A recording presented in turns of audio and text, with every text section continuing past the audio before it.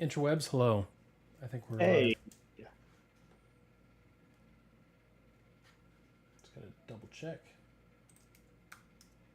I feel like probably either Facebook or YouTube gets loaded up first, and then because TikTok's always a little bit slow, and then oh, okay, everyone else is probably just sitting there twiddling their thumbs, waiting for us to start. that's fair. If I had to guess.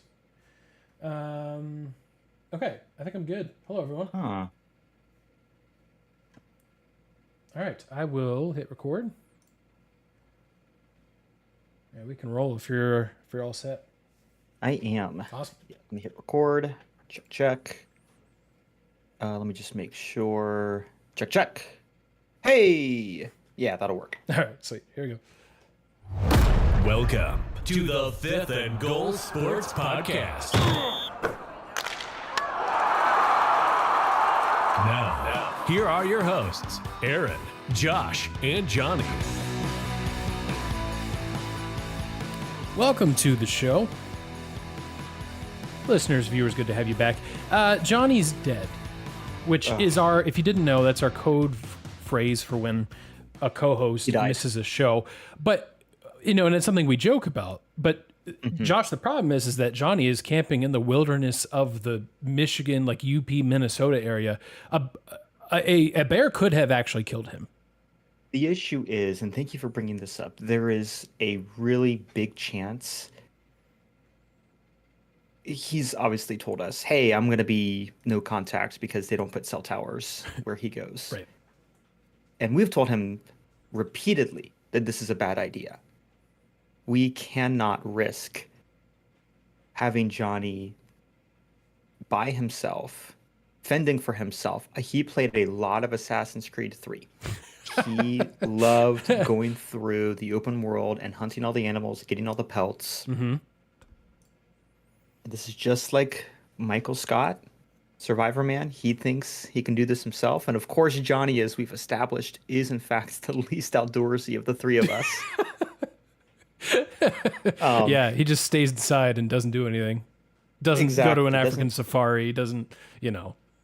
No, doesn't kayak near Victoria Falls or anything. Right. So we know that he's ill-prepared Yeah. to handle the dangers. Mm-hmm. I totally agree. So we joke that he's dead because we don't know. Yes. Yep. The last time I've heard from him was like 2 hours ago. I got an Apple Health notification that he finished a hike.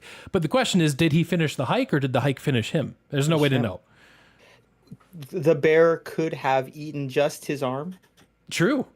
With the watch on it. Yep. And it itself went through a nice hike, or as a bear. Yeah, true. Walk. Yeah, that's how far the bear's gone, not Johnny. That's right. Mm-hmm, exactly. He was telling us that he had to hoist his food every night, like up in a tree, which, okay, fair, because I wouldn't necessarily want a bear just hanging out right next to my tent in the middle of the night. But also, bears can climb, right? Like, I feel like that's one of their things. Is it just like too much effort, though? They're like, I could climb that, but that's a lot of work. I wonder, because that would be my approach. If I saw food hoisted up in a tree, like hypothetically, can I get that food? Yeah, but that's a lot of work.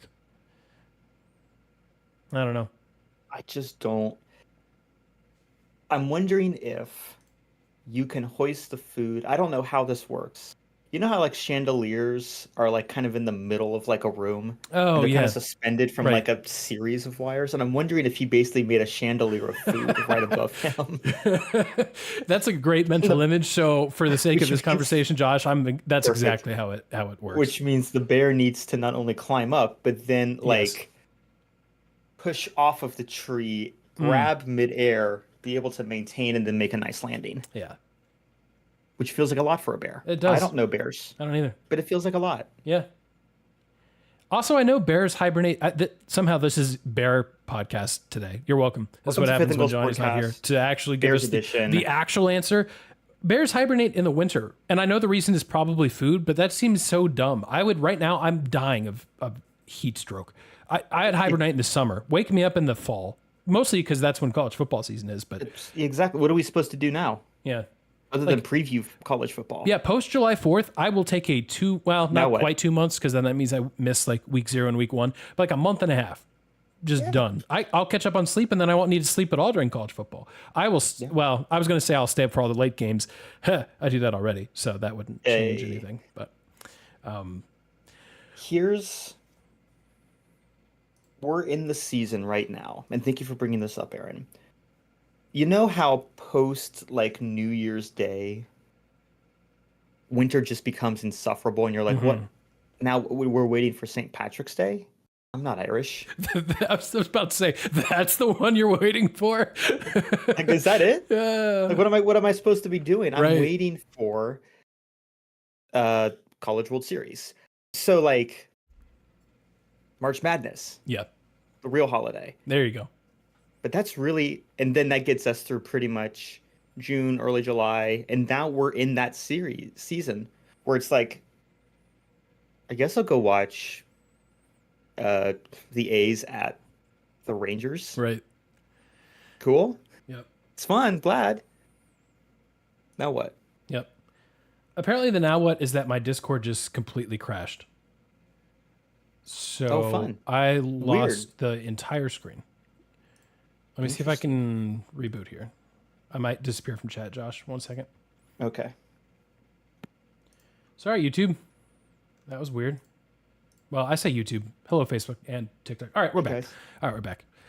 All right, well, Josh, what we're going to do this week, even though Johnny could be dead, is we're going to continue our preview of the conferences, or the plural, confri, leading into that week 0 that we are all desperately looking forward to. And actually, week 0 is very applicable to our conversation. We'll get to that in a minute.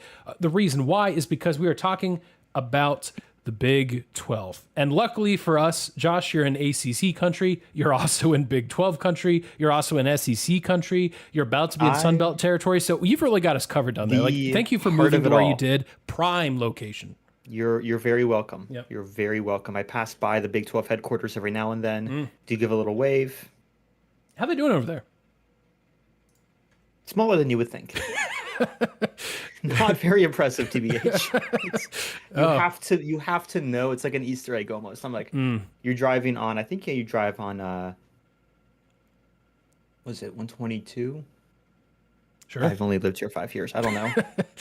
Driving to DFW. I'm driving to the airport, and if you take the right routes, driving out there on your left, it'll say like Big 12, and you're like, oh, hey, it's like an office building. It's fine. Nice. Well, I don't know what they're sitting around and talking about, but I'm guessing one of the things they're talking about is, hey, can we get more than one team in the college football playoff this season? Now, again, I will give the same disclaimer I gave last year. Myself and the college football playoff, again, for those that didn't tune in last week, I have shunned the college football playoff until November 1st, because in my opinion, that is the only appropriate time is post November 1st to talk about the college football playoff. Mind you, it's far more appropriate to listen to Christmas music early in October than it is to talk about the college football playoff. And I can say that freely without any judgment because Johnny's not here. But I say all that again because I don't mean to bring this question up in terms of like who's getting in the playoff, because I don't care yet. That question's so far down on my list of questions for this college football season. But the reason why I ask it is more, hey, what's the strength of this conference going to be? Because if it's good, if it is strong, that equals more teams. That was a very long way of basically saying something super logical, but that's the point. So, and that was one of Johnny's thoughts as well. He did text us his conference champion, his dark horse, and a couple of headlines to follow. But I think that's my first question as well, is what is the strength of this conference? Can two teams make the playoff? Because it was pretty clear pretty early last year that this was a one bid league. Now, some of that was because there is so much parity in the Big 12, and we love them for that they, at least last year, beat themselves up enough that there wasn't a clear top tier until Arizona State went on the run that they did. And I think that could be true this year. We'll see, because, I mean, we'll get through some of the teams that we think can win. And even the teams that we have as dark horse picks, like, I almost hesitate to call those dark horse picks, because like a dark horse is like, I think they're going to have a really good year. They'll upset a team. They'll get really close, but not quite get there. These dark horse picks that we have in the Big 12 could just flat out win the conference very easily. So that's kind of a nuance here. But let's go back to week 0. Farmageddon. We get Iowa State and Kansas State in Ireland to begin the year. And speaking of, contenders, dark horse picks, those are two teams that can literally win the conference. And Iowa State was obviously in the conference championship last year. I wish if only it was last week. Yeah. So Josh, that's what I'm personally very excited for. And it being in Ireland, we're sending Ireland, Kansas State, and Iowa State this year, which is just a wild thing to do. So looking forward to that. But in a sense, it's not that I know so much about Ireland. It's that it feels right for those two teams to go out there in one sense, because when I think Ireland, and this is bad, this isn't your Don't be saying thing. Uncle This may not even be here. primarily your thing. Johnny's not here. I can say whatever I want. I think clover, sheep, like green. Yep. It's their color. Yep. It's not their only color. Some golf. Golf. I mean, that lends itself right in. You gotta have lands to golf, and so I just think pastures. And so this farm, yes, if you will, and so it feels fitting. Now, did I just insult everybody in Ireland? Sorry. My family goes, they're from the UK originally. I'm sorry. It just for a lot of things.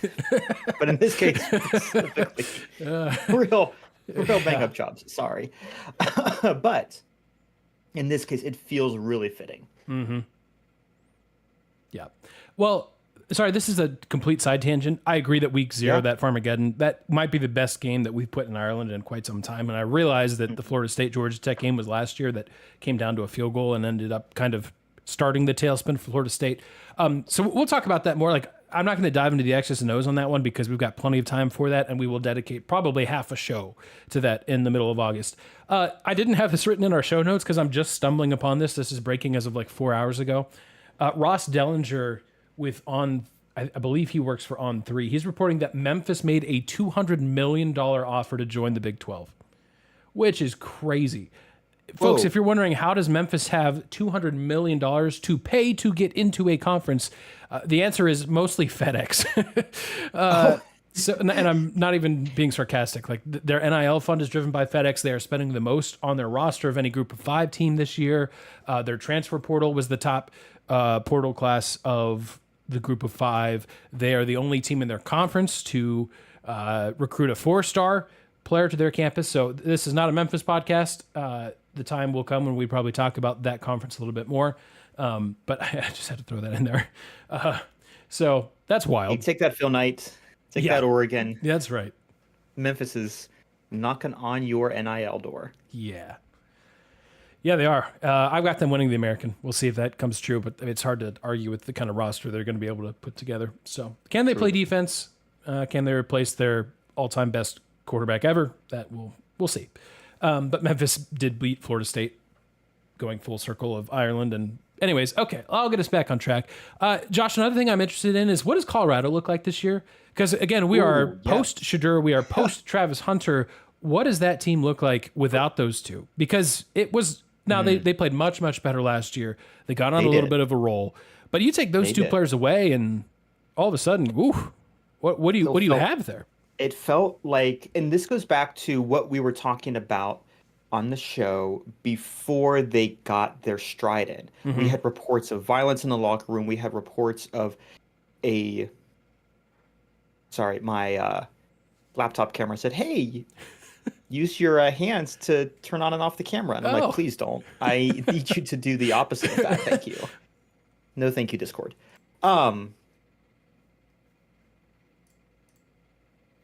You know how I kind of lost the plot there? That's kind of how it felt like with Coach Prime.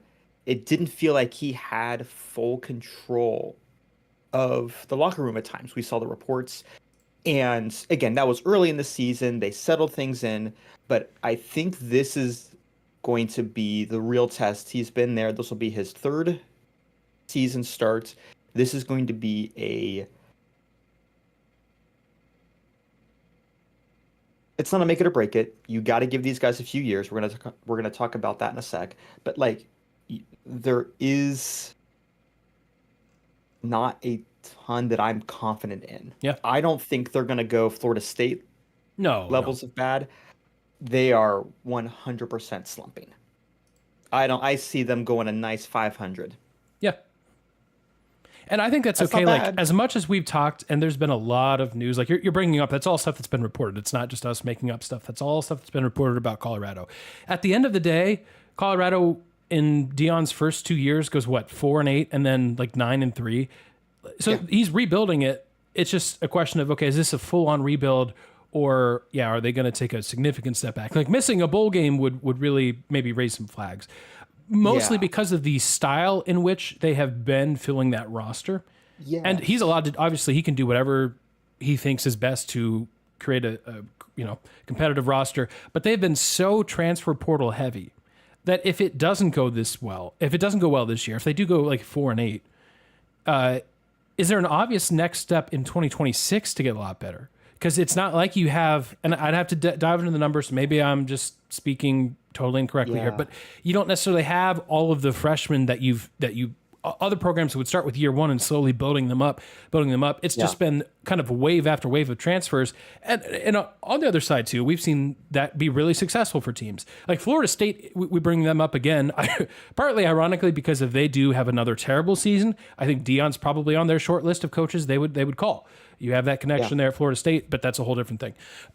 But Florida State has shown you the polar opposites of what the portal can do. 2023, they're 12-0. Should have been a playoff team. And then we all know what happened in 2024. What was the difference? Well, you can, find a more nuanced conversation than this, but you just busted on a lot of your transfer portal stuff. I mean, your quarterback did not go well at all.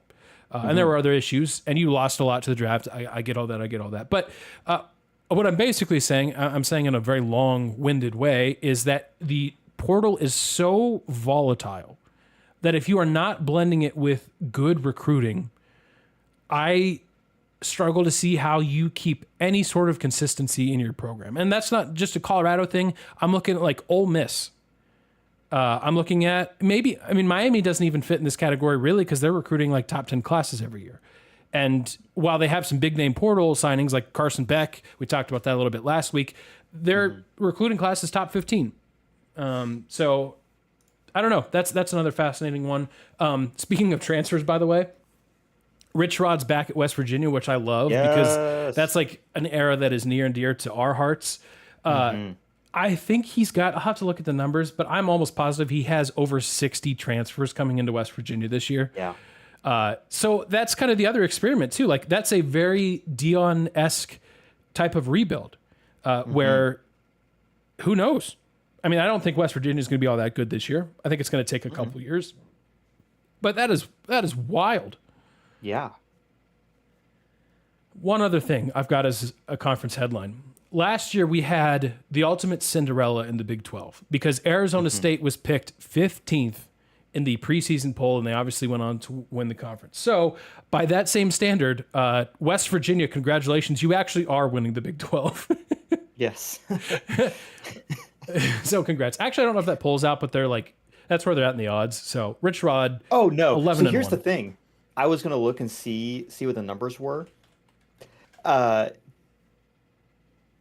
They have not. Is the poll out yet? No, they're not doing it. Sad. Yeah, this is reporting as of. Oh. Well, as of the odds, though, so it doesn't sound like the poll's out. Odds are up. Yeah, the odds are up, and West Virginia at plus 5,000 is 15th. So get your money while the getting's good. Yeah, interesting. Yeah, Big 12. Yeah, elected to drop the preseason poll altogether. Oh, really? Yeah. Oh. Yeah, that's as of July 11. So it's. Oh, wow. This is our. So. That's recent. Yeah. Interesting. I think they're just. Yeah, so we get to make our own. That's true. I mean, ours was going to be better anyways. Absolutely. So bar's much easier now to clear. Can't be worse than nothing. Florida State would love to differ. I do have, since we're talking about it, I do have the Big 12 football championship odds. And the reason I bring this up is because I'm looking at our list of dark horse teams.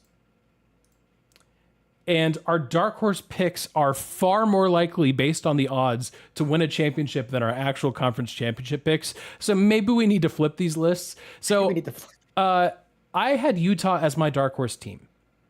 And I still think they actually are a dark horse team because their year was so bad last year. But it's just so rare for Kyle Whittingham to have a bad year. He has been so consistent at Utah, and the quarterback situation was a mess. You were waiting on, Cam Rising to be available the whole year, and he never really was. There were other issues mixed in. I really like Utah, but what I'm reading on BetMGM is that Utah is the top odds team right now to win the Big 12. So I don't know if I can call them a dark horse. Likewise, Johnny's dark horse team that he sent Kansas State, which at the time when he sent that in, I'm like, okay, that's not a dark horse team because they were not bad last year. They're the second. They're tied for second odds, plus 600 odds to win the Big 12. So Josh, you're the winner. Well, actually, you're not the winner because you know who else is tied with plus 600 odds is your dark horse team. Oh, great! We're so good. Which really just goes to show that the Big 12, like, there's so many teams that could win. This conference is going to be awesome to watch again. Like, one of the most fun. But what do you got as your dark horse? Here, how about this? What if I flip Tech? Okay. I'm going to flip Tech to my champion prediction. How about that for fun? Sure. And then I'm going to pick dark horse BYU. Ooh. And I'm going to pick dark horse because people aren't expecting them to do much. Not now. Not now. Yeah. Those of you who aren't aware, they just lost Ratliff. It's not my name, so I don't care how it's pronounced, frankly. Ratliff. That's correct. Yeah. Razlife or whatever. Yeah, and he just portaled into Tulane, which is a huge get for them. Exactly. Massive get for Tulane. Yep. But they do not have... I have the transfer numbers right here. BYU is only retaining about 52% of its defensive players from last year. They have just a few, I think they have just like 4 bigs that they're keeping from last season. So they're really working with a new line. They're now working with a new, I got to figure out who they're looking through now, but they got to find a decent new quarterback. I know they had someone transferring, but yeah, they're right now in a bit of a mess. Mm-hmm. They have Martin coming back. Roberts is coming back. But, Retzlaff gone. Yep. And you have 2 options now. Trayson Bogert, who's a Western Michigan transfer, or you have McKay Hillstead, who came over from Utah State. So we'll see. So I'll put them as a dark horse because odds are stacked against them, and that is the spirit of a dark horse. Yeah, I like that. Josh. And as I mentioned, Johnny's got Kansas State. You do have Avery Johnson back at quarterback. Of course, they are one of those teams playing that Farmageddon game in Ireland against my Big 12 championship pick. I've got Iowa State winning, which, again, according to the odds, is actually quite a leap. They are 1, 2, 3, 4, 5, 6, the 7th best odds. So Josh, I'm going to do the same. I'm going to flip my champion, it turns out. Yep. And I'm going to make Iowa State my dark horse and Utah my champion. I guess I don't know. Sure. I mean, we're less than a month away from, actually we're not. We're like exactly a month away from the season, and we have no idea what's going to happen in the Big 12. And I love that. I love it so much. So good. But Josh, we've said for years, and now we've said this mostly about Iowa, but we've looked at them at the end of the year for like the last decade, and we've thought to ourselves, well, gee, what if Iowa had an offense this year? What could they have been? And we've said the same thing about Iowa State, maybe a little bit less so because you've had really good players roll through. You've had like the David Montgomerys of the world. You've had the quarter. Why can I? Brock Purdy. That took so long to get out of my brain. That's insane. But you've had those kind of players. You haven't thought that. But Iowa State's been in the exact same boat, and they had a good offense last year. They had. Get ready for this. If you didn't know this, they had 2 1,000-yard receivers last year, which is crazy. Now I didn't know they could count that high. I know. And now those Iowa score tables. Yep. Now, sadly, both players are gone, but quarterback Rocco Becht is not. And I do think that defense will actually be a little bit better this year in Ames. So again, I go back to that week 0 matchup and how huge that is, because it's not just the week 1 game, because it's a week 0 or week -1, as we like to call it around here. And it's not just in Ireland. It is against a Big 12 opponent. It's not just a conference game. It is a top conference game. It is massive implications. So I'm saying Iowa State right now, in a month, they could be 0-1 and 0-1 in the conference. And the climb back to the top could be tough, because we're talking about all of these teams that could get in their way. Johnny's picking Arizona State to win. He likes the repeat. And if you're just kind of jumping back in on this Big 12 conversation, your first thought is like, well, there's no Cam Skattebo, and that is correct. But most of their team returns, including quarterback Sam Levitt. There were a lot of really good pieces outside of Skattebo. He was obviously just a human battering ram. So not that they're just going to waltz on by his loss and be just fine, but they are tied also with a lot of teams at plus 600. That is tied for second in the odds. So he likes the repeat. Arizona State getting back to Dallas and hoisting another conference championship, and thereby making the college football playoff. Josh, you've hinted at yours, but what is your new conference champion here? Yes. Yeah, I do like Texas Tech. They have a large amount of returners. They did pretty decently last year, 6-3 in the conference, 8-5 overall. That's not too bad, and especially given the up in the air nature of things. Again, I was so tempted to pick West Virginia as my dark horse, but it's just one of those things. In that chaos, especially if BYU is down, Texas Tech is historically pretty good against Kansas. I believe they're like, I don't know, it's like a 90-10, something like that. Something ridiculous against Kansas. I'll get stats and info on that. Oh yeah. I used to have that. Oh wow. Yeah, you're exactly right. 23-2 all time. Yeah. Ooh. Essentially. So they're doing fine. Mm-hmm. I believe their question is BYU, who they just don't play unless now it's within the conference. And then the other question is going to be, I was curious about Houston as well, but I think everyone is and then isn't. Yeah. So I think they're best set up with the fewest amount of questions remaining for the season, or leading into the season rather. And it's a team that Johnny didn't pick. So there you go. I got to try. And the other factor here too, and it'll be interesting to see how this plays out, is Texas Tech dropped the bag this year. Like they did more than almost any other team. I think depending on what resource you looked at, and there were some people in the comments that I saw that like knew more about, Ohio State's NIL and said, well, that number's not right. Ohio State's not here, they're there. But regardless, Texas Tech is up towards the top. I think Texas UT spent the most money, but Texas Tech is not far behind at all. And that will probably continue. They paid, we just talked about it last week. They paid $5 million or something for an offensive lineman. I don't remember if that was an incoming freshman. So it's a freshman for next year's class. Anyways, yeah, Josh, that's a good pick. I think that's going to be a trendy pick for folks.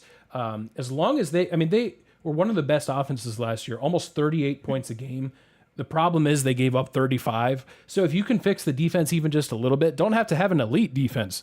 Just actually stop somebody. Fewer points. Yeah. Don't give up 59 points at home to Baylor as 5-point favorites. Don't do that. But they beat Iowa State on the road last year. This is a team capable Yeah, I mean, I like that pick. I think they go 3-0 to start. Their non-conference is Arkansas, Pine Bluff, Kent State, who is the worst FBS team of the 136, and then a home game against Oregon State, who's lost a lot, and then at Utah. So that Utah game is really, really big in week 4, but I do anticipate Texas Tech being ranked and putting up a good showing at Utah. So I love that, Josh. Any other thoughts on the Big 12 before we move along? Other than just general excitement for what this conference might be next year. Yeah, everything I've been seeing is that it's literally every expert I've been able to look at. I mean, even odds-on favorites. It's a flip from last year. Yeah. Which is the best type of preseason I can ask for. Mm-hmm. The teams that are like, oh, you just don't know, have the most continuity. The teams that did pretty bad last year have very little continuity. And so there's some really interesting dynamics here. I do not know what's going to happen. You have dark horses. Again, we're assuming Rich Rod's not going to do much this season. That's, again, kind of a given. Mm-hmm. But they said that about Arizona State last year. Yeah, exactly. Yep. So what do I know? Maybe UCF goes off for some reason. Yep. Well, again, I would say no, but you're right. Be careful, kids. Don't say a Big 12 team can't win the championship. They were 2-7, but they also have over 50% coming back loss from last year. Yeah. It's like 48% retention rate from last season. So which is partly their coach just fleeing to Florida State to be an offensive coordinator, but Scott Frost comes in. Like, we didn't talk about that. Scott Frost is back at UCF, which is wild. Like the fact that both Scott Frost is back at UCF and Rich Rod's back at West Virginia, that's just so fun. This is so fun. I don't even care if they're bad. No, it's going to be great. And Kansas is good. And Kansas plays Missouri this year. The Border War is back. Like, we love that. Oh, just give me the Big 12.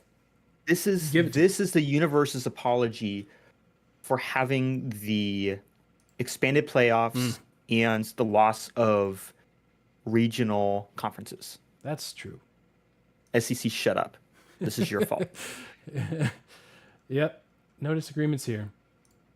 Well, that's a good preview of the Big 12. We will probably, I'll just throw this out here as a disclaimer because we still have 30 days to change our mind, because I probably will. Because I didn't even know my dark horse was a champion, and I didn't know my champion was a dark horse. So we have the right here at Fifth and Goal to change our mind and tell you after the season, when the season's over. Oh yeah, by the way, I knew this. I have always said this. Yeah, yeah. We can edit our podcast. TCU winning the Big 12. Yep, I've always said this. I mean, technically, there's nothing preventing me from going back and editing past episodes. So then, if you do try to run the tape back, then there's an obvious cut, and it's just me saying, oh, and TCU will win the Big 12, and then cuts and then moves into this conversation. So do not download this episode off. Don't download it. Nope. Let it stay streaming. Yeah, you know what? It's most places, most podcasts would tell you, you can download the show, which you can. You can watch on YouTube, you can watch on Facebook, you can watch on TikTok, which you can. Not this show. We're telling you not to do any of that. Don't do it. Listen only on your Spotify, your Apple Podcasts, and never at download a distance. it. I don't want you near a device. I want you need to listen to it from a speaker that you don't have control over, and you have to have someone else, a significant other, best friend, roommate, whatever, be in control of the start and stop. I don't want you near every other episode. Go for it. This episode, no. Yeah, our best listeners are ones who don't actually listen, but their friend listens, and and they occasionally hear the show. Yeah, that's the target audience. That we're bringing the the show. And I know that we're talking about this. I'm at 33 minutes recording time on my file. I know that this is well into the show. We're not putting a disclaimer up in the description. No. You would have no reason to know this until now. And that is in fact your fault. You should have That's so known. right. We've never done anything wrong in this podcast. If anything has gone wrong, like audio-wise, video, anything, it's because of you guys, listeners. Yeah. I don't know I'm how. not peeking. Your speakers are too weak. That's true. We're not blurry. Your internet's bad. Yep. All right. Well, we should make some picks. More and I picks. still don't have the picks loaded into the soundboard, so it will be a post-edit thing once again. What do we... All right, picks of the week. Josh, off to a good start. The crazy thing is, so we picked, if you missed it last week, we picked some All-Star festivities things. We picked the Home Run Derby, and we picked the All-Star game. And so naturally, Josh doesn't win the easiest thing, the coin flip. Johnny and I somehow do, but Josh, you still just then picked the 1 of 8 chance and got the Home Run Derby pick correct. Cal, my guy. Yeah, big dumper. Don't tell him. Never let him know your moves. Yep, that's right. Switch up. I know you're not allowed. Switch up mid-pitch. Yeah. As the ball's coming, switch to the other side real quick, just for fun. That'll really show him. Yeah, Cal Raleigh wins the Home Run Derby. He's also leading baseball in home runs, which is notable because he's a catcher, so that's crazy. He's having an all-time year. We'll see how his second half goes. So with all of that, with all the dust settled of All-Star Weekend, which we'll talk about here in a second, the scoreboard reads myself with 2 points because I did pick the NL winning. Josh, you've got 2 points. Johnny has 1. He also picked the NL winning. But I don't know if you saw how the ending of this All-Star game went. I saw nothing but tweets. I was working on my sermon, and so I had no fun this week. But I saw nothing but tweets going, oh my gosh, free baseball, but threatening aura.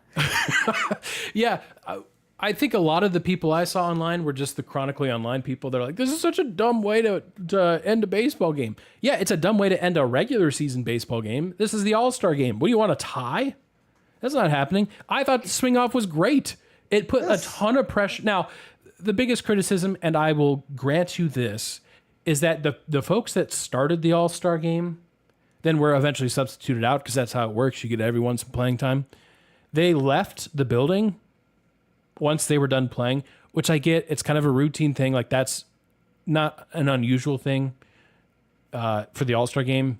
But because it got down to the end, you could have had a swing off with the likes of like Aaron Judge and Shohei Ohtani and I don't know, whoever else, like Pete Alonso and whoever. I'm just naming names, like naming the big names. And you didn't have that. You had some lesser known guys. So I understand the people that were like, they left. They could have been in this swing off. I get that.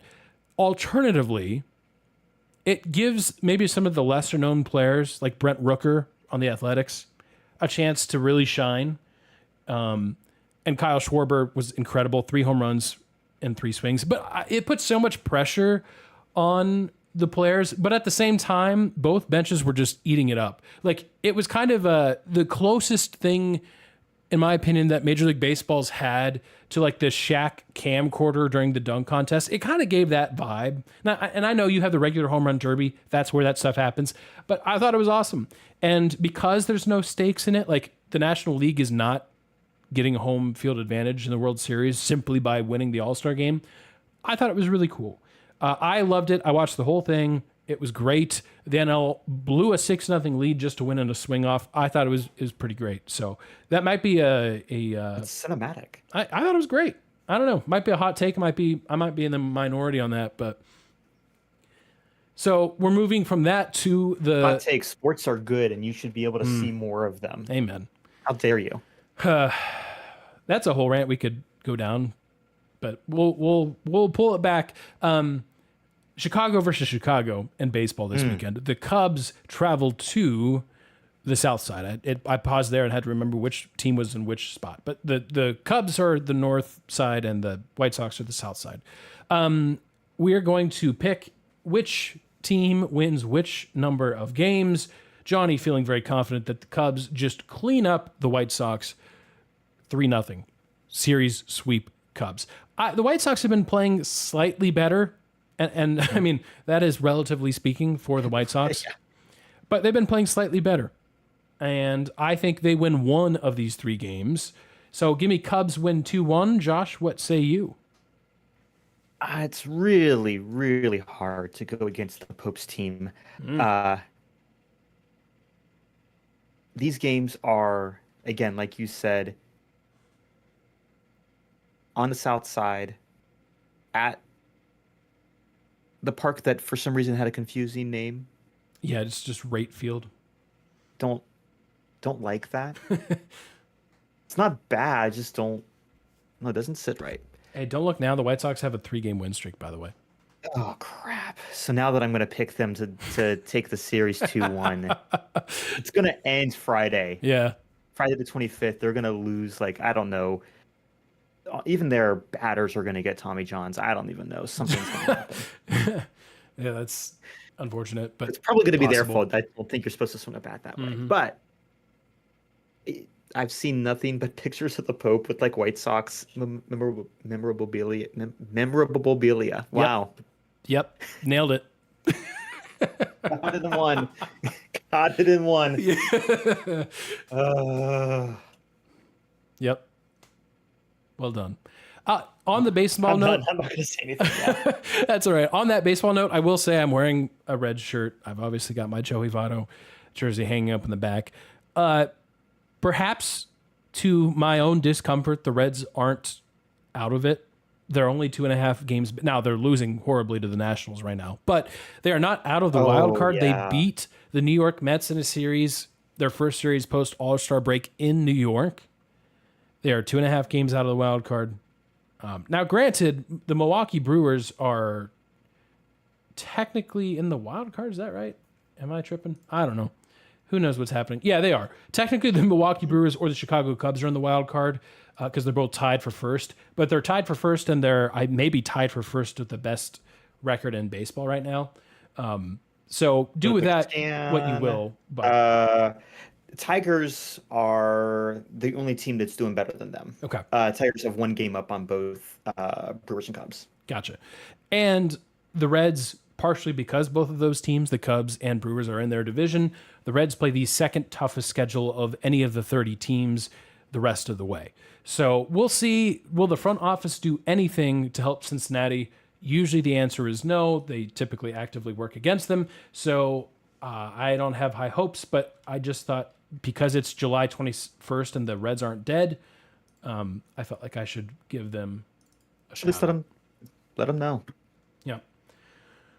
By the way, we currently have a challenge ongoing over at our YouTube channel where we're trying to reach enough subscribers to fill up every stadium in college football. It's a fun little challenge. You guys have been killing it over there. Keep doing it.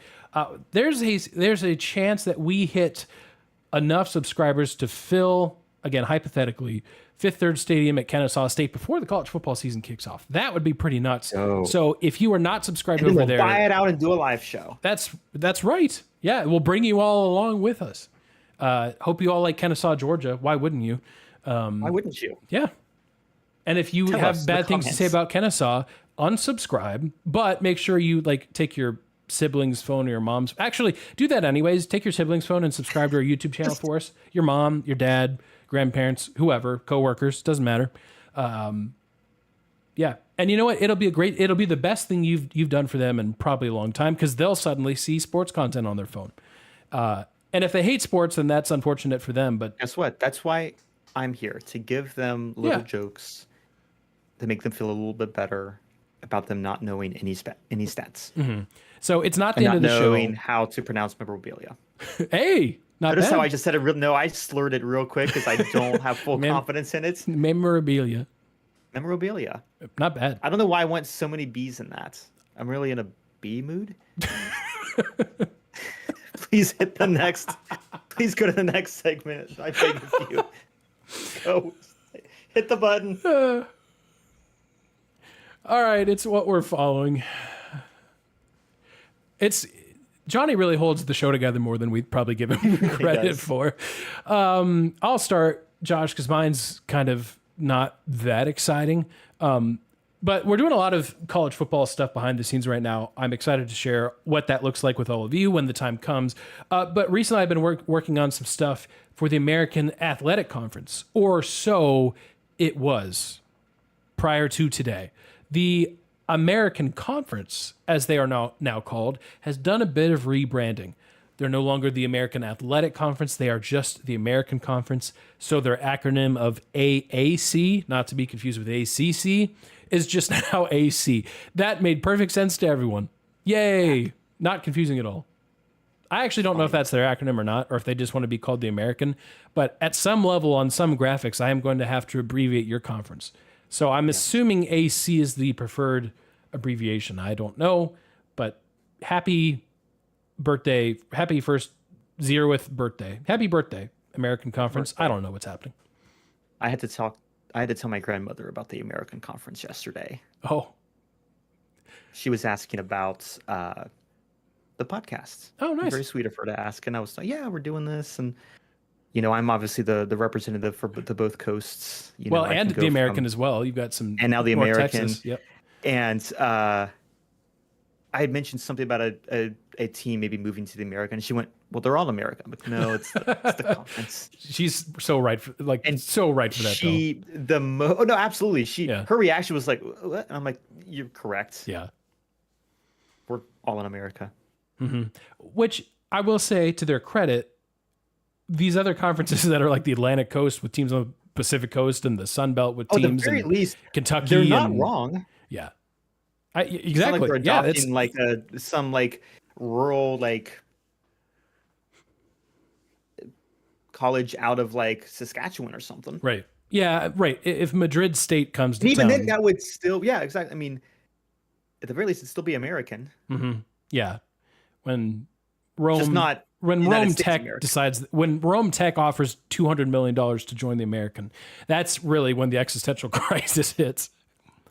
Man, the Pope's moving them through that development league fast. Yeah, the NIL really dumping NIL money in there. Those deep Villanova pockets, really, has become a feeder team for Villanova. Best of luck to them. Really do wish them the best. Yeah, I do too. Hey, maybe the Pope can bring back the Big East in football. Not that Villanova was ever there in football, but maybe they would be now. I don't know. Maybe no. I don't know. Yeah. I don't know what the Pope's allowed to give. He probably doesn't. There's probably some sort of bylaw somewhere. Yeah, probably. You know what there should be a bylaw against? Zack Snyder fans. Okay. Now, if you don't know Zack Snyder, I'm looking this up. I'm sure I do, but the brain you're is gonna, empty. You're gonna. Yes. I watched the new Superman movie, and I'm not gonna do spoilers here. And I liked it, in the sense of I don't watch trailers. I try, because a lot of trailers I've found tend to give away more of the plot, and so I try and go in as cold as possible. I knew that James Gunn was directing it, and I knew that James Gunn did Guardians of the Galaxy, and I went, okay, that's all I need. Sometimes that's all you need. Mm-hmm. And I went in and had a good time. It was a great little movie. Watched it with some friends. What the hey dude? What a good line. He's just a nice little Boy Scout, golden lab of a guy. It's great. And then I get on Twitter the night after watching it, and then the next morning just to kind of see, and the amount of people absolutely furious that this Superman exists was odd. And they all had one thread. They all preferred Zack Snyder's Man of Steel, Batman v Superman, his 5.5 hour cut of Justice League. And that's fine. If you prefer a really long, depressing movie, that's fine. That's a TV show. It's a TV show. Yeah. A full season. It's a full season. And I remember watching Man of Steel. I liked it. It was fine. I don't think I've watched it in a decade. I watched Wonder Woman. It was good. I think I watched it once. Good. I don't know. I don't have that many thoughts. And apparently, I thought I was not the majority. I'm never going to assume I'm the majority of opinions, but I was like, okay, if they're moving on from Snyder after what seems like not much interest outside of his fan base, cool. And then I get on, and there's people cheering for this Superman to lose because, in the box office, and get James Gunn fired because, spoiler alert, Superman saves a squirrel in the new movie. I saw that as he's fighting a homunculus or whatever he's supposed to be fighting, a Titan. Sorry, got to keep the lore accurate. Mm-hmm. And you're like, oh, that's so dumb. Why would Superman do that? And then everyone showed me clips of Batman v Superman and Man of Steel, where that Superman just kind of lets a tanker truck explode into a building just so that he can kind of dare I say, aura farm while the explosion goes behind him. Is he on a boat when he's doing it? No, he's in the middle of like the road. Oh. That's the only way he would be able to Zod or someone just like throws a truck at him and he kind of just dodges and lets it explode and like the building goes. It's like, okay. Or there's that one shot where he's like saving people from a flood, but he isn't, because there's this scene of this woman like reaching out to him. If you've seen like religious pictures, like a someone reaching out to like Jesus, the sky, like and the it's Michelangelo him just standing in the back. Exactly, it's like him just standing here, like the whole cape is billowing and the music's dramatic. He's just kind of standing here, and this woman's actively on a roof that's like about to go underwater. And he's just standing there, and they're like, that's the Superman I know. And I'm like, oh, a guy who just wants to like look cool. And listen, I'm a big fan of looking cool. Sometimes you need a cool shot. And sometimes you need to remember that Superman does help people and not just gets a cool photo that you can use as your background photo on your phone. Yeah. Admittedly, I've never seen most of those DC movies, including Batman versus Superman, because in my mind, Superman has laser eyes and can fly. How is this a movie? Yeah. That should be over in 30 seconds. There's a lot of the movie. I did see the fight scene. It is just, in fact, once Batman builds his big, you know how Iron Man built the big hawk puncher? Batman builds a similar thing. Yeah, but my thought would be just laser him before he does that. It's exactly. Oh, wow. I'm so glad you must have seen the movie or in the writer's room. He literally, Batman's punching Superman and like actually like landing good punches, and then all of a sudden Superman just stops reacting. Oh. And just like he's getting punched and doesn't move and breaks the machine and then shoves Batman down like 9 floors. Okay, and then like, okay, lasers cool. him, and then the end credits. Exactly. Yeah. End credits. Wow. Yeah. Great job. This was a 3.5 hour director's cut. Good job, Zach. Yeah. Way to make a story. You can watch us on YouTube. You can watch us on Facebook. You can watch us on TikTok. And I didn't know that there were some people yelling at us in the TikTok comments. So I would apologize, but as we established earlier, somehow that's still your fault. But we had a couple. We got a couple folks hanging out over there. Nick GS says, I don't think we were talking about this at all, but I love the question. Do you think Jalen Hurts is an elite quarterback? Which opens up a whole can of worms an hour into the show, almost. But I'm willing to answer it. I think the answer is no. I think he's real close. But elite quarterback, I mean, I think there may be... I mean, Mahomes is elite. Mm-hmm. I mean, Lamar Jackson's elite. And I would say Josh Allen, I mean, he's won an MVP. Like, I think those are my 3 elite quarterbacks, and everyone else is like, there's a very, very good category. But I can't tell you that there's 10 elite quarterbacks in the NFL right now, because that defies the purpose of the word. Mm-hmm. So that's my initial thought. Let me know if you agree, disagree, for still hanging out with us. Silas is also hanging out with us. What's up, man? He said, what happened to no spoilers about Batman versus Superman? So you're right. That's on us for spoiling a movie that's been out for several years. I have no idea. I don't know. I did say that he saved a squirrel. Yeah, so sorry. Well, that part, yes. Person. That was a huge spoiler. I'm so sorry the that I told you that Superman of... does attempt to do good and help people. Yeah. That is very anti what the Zack Snyder Superman was, who just kind of let a whole city crumble. So I do apologize. Yeah. And then he said, how about Scotty's run? Yeah, let's talk about that, because I missed that. Scotty Scheffler wins another major yesterday. Yeah, why do we... Yeah. Oh, my gosh. We didn't talk about that. 2 years ago, we're talking about whether or not this guy can even... not be in prison? Yes, it was either prison or golf. And we're like, maybe he needs to find a secret third thing. Yeah, right. That's neither. Maybe his run is about done. And now he's on his way to one of the most impressive legacies, potentially. Yeah. Yeah, I mean, it's crazy. Right now he's basically matching Tiger's stats in terms of like to the match, like number of like tournaments played, number of wins, number of majors won. Yeah. It's crazy. And I'm not necessarily putting those expectations on him, but he is the number one golfer. And when you have stats that are that similar to Tiger's at that point in your career, what do you want me to do? But it's ridiculous. Like, he won it without, I'm not gonna say without trying, because that takes a lot of effort, but it wasn't really close. Like, I didn't tune into much of this tournament down the stretch, partially because it was across the pond and I would have had to get up at 6 a.m. or whatever. And while I will do that for college football and other sports, I don't necessarily feel like doing that for golf. But I did watch the end of this tournament. It's too calming. It was the most casual, like, gave like a fist bump, gave a hug to his caddy, like, great moment with his family.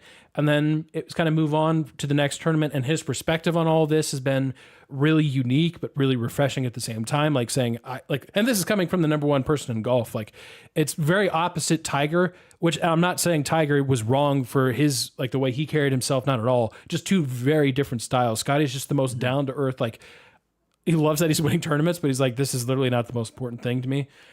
Which is just a really cool perspective. And that perspective is coming from the number one golfer in the world, who is just winning these with ease now at this point. So 2 of the majors this year are his. He's now a U.S. Open away from completing the Grand Slam. And he still finished top 10 in that tournament this year, I think. So just insane. Just absolutely insane. So there's some golf thoughts that is worth getting in as well. So with that being said, thanks for tuning in, everyone, to the show. Listeners, if you're listening on demand, you can leave us questions too, and we will answer them on next week's show or whenever we can get to those. Next week, we are breaking down the Big Ten, which we are obviously very excited about. We are very knowledgeable about it, for better or for worse. So Big Ten preview coming up next week. Johnny will be back if he is not actively torn to pieces by a bear. So, Josh, thanks for hanging out this evening. Listeners, viewers, thanks for hanging out. We will see you all next week right back here live Monday nights at 6:30 p.m. Eastern time, or on your favorite podcast platform. We'll see you guys